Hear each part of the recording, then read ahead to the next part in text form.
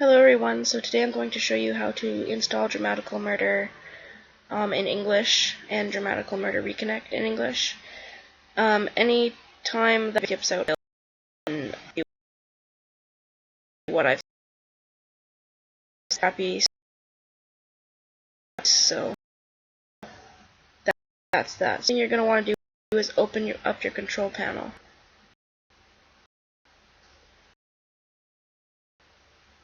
Once you're in, you're going to go to Clock Language Region.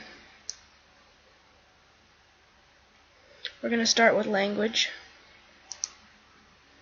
And all you're going to do is you're going to add Japanese. All you do is you click Add a Language, scroll down to find it, click and add,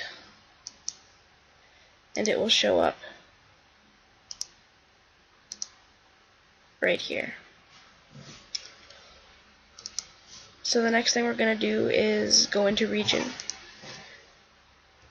Mine's already changed, but in your format you go Japanese,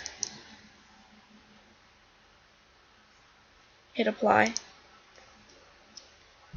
go to location, change location to Japan, hit apply. And for administrative, anything you have open that needs to be saved, you're going to want to save now because you're going to have to restart your computer.